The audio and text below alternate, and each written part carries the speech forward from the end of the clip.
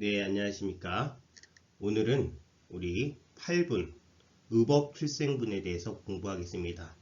의법출생분에 대해서 공부하기 전에 지난 시간에 우리가 배웠던 부분 무등무설분입니다. 어떤 내용이 있냐면 바로 이런 내용입니다. 제가 부처님께서 말씀하신 뜻을 이해하기로는 가장 높고 바른 깨달음이라고 할 만한 정해진 법이 없고 또한 여래께서 설한 단정적인 법도 없습니다. 그렇기 때문에 얻을 바도 설한 바도 없다라고 이야기할 수 있습니다. 그리고 7분 무득무설분에서 맨 마지막에 이런 내용이 나옵니다.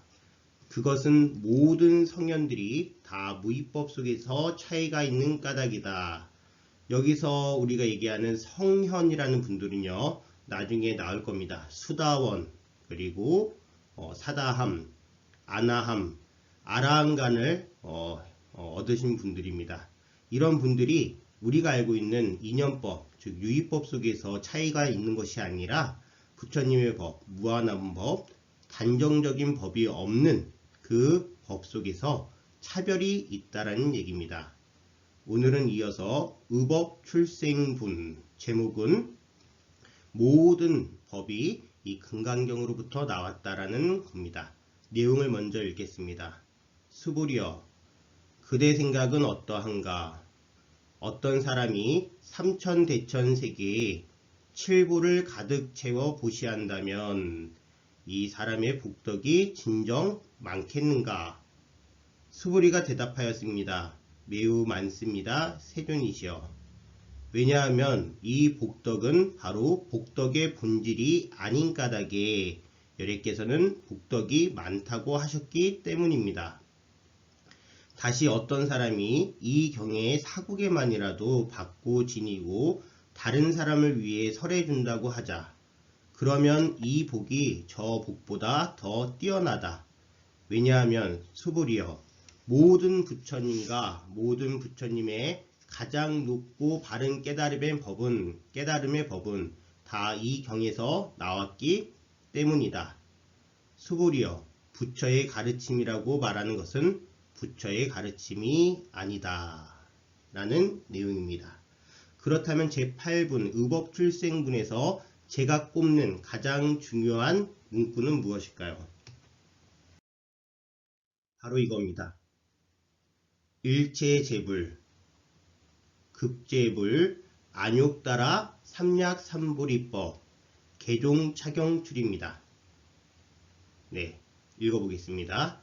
모든 부처님과 모든 부처님의 가장 높고 바른 깨달음의 법은 다 이 경에서 나왔기 때문이다 라고 하는 부분입니다. 제목이 참 거룩하죠. 모든 법이 금강경에서 나오다. 이 말은요, 무슨 의미를 가지고 있을까요?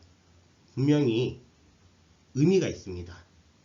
대승경전이 그러니까 이제 대승경전이 유포되는 시기입니다. 즉, 대승이라는 것이 시작되는 시기죠. 물론 대승이라는 말이 생겼기 때문에 소승법이라는 말이 생깁니다. 여기서 소승법이라는 것은 이제 부파불교를 얘기하는데요. 지금으로 따지자면 이제 상자부 불교를 얘기합니다. 그것이 이제 작은 수레라고 표현하는 것은 작은 수레라기보다는 이제 대승이 주장하는 의미가 있겠죠. 우리는 모든 중생들, 모든 제가자들이나 수행자들 모두가 함께 부처님의 세상으로 들어가기를 원한다. 그렇다면 그 전에 있었던 분들이 그걸 원하지 않았던 것은 절대로 아닙니다. 하지만 이제 언어라는 것이 이제 구분해서 차별을 두기 위해서 대승과 소승을 나누죠. 그리고 나서 이제 이 대승이 발달하기 위해서 무엇이라고 주장하는 게 좋을까요? 바로 이 경전으로부터 모든 법이 나왔다라고 주장함으로써 이 이면에 있는 진실된 것으로 보이는, 그러니까 진실을 보여야 하는 어떤 획기적인 방법이라고 이야기할 수 있습니다.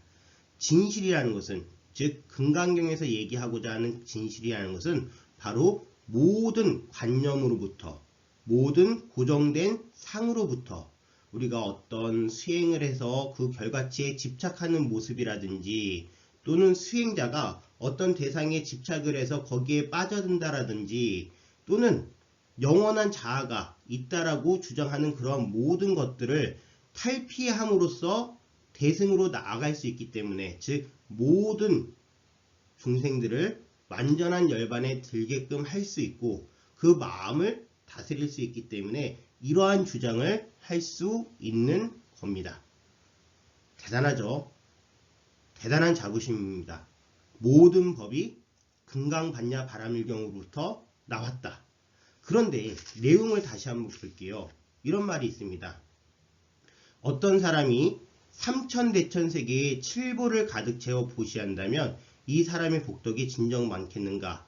라고 부처님께서 질문을 하셨을 때 수보리가 아니다라는 말은 안 합니다. 수보리 존자께서 아니다라고 말씀하시지 않습니다.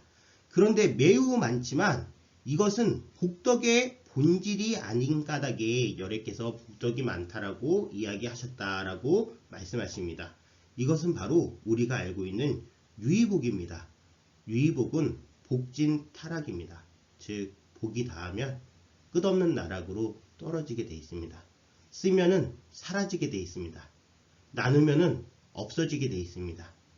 하지만 부처님께서 말씀하시는 금강반야 바라밀경에서 이야기하는 무의복이라는 것은 나누면 나눌수록 없어지는 것이 아닙니다. 쓰면 쓸수록 없어지는 것이 않습니다. 그렇다면 그것이 어떤 것으로, 어떠한 공덕으로부터 생기는 복덕이냐, 어떠한 공덕으로부터 생기는 복덕이냐, 바로 이 금강반야 바라밀경의 가르침을 나누는 데부터, 나누는 것부터 시작되는 그러한 복입니다. 여러분들, 올바른 가르침을 믿고 마음에 새기고 배우고 그것을 널리 전파한다, 널리 전한다라는 것이 얼마나 소중한지를 일깨워주는 겁니다. 올바른 생각이 올바른 삶을 만듭니다. 올바른 사상이 올바른 세계를 만듭니다.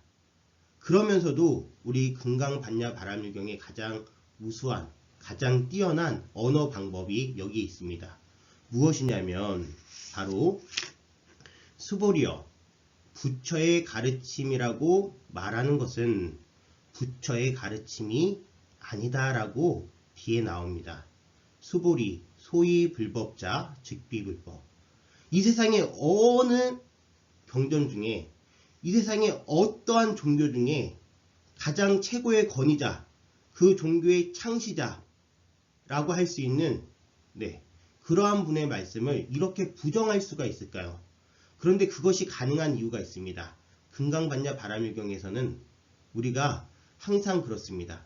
이 세상에 무언가 유통이 되고, 즉 전해지고, 그것이 전해지다 보면 그것이 갖는 권위 때문에 그것의 진정한 의미를 잃어버리는 경우가 많습니다.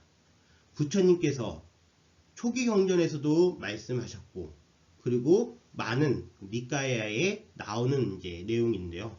부처님께서는 당신의 가르침 또한 하나의 지침에 불과하다.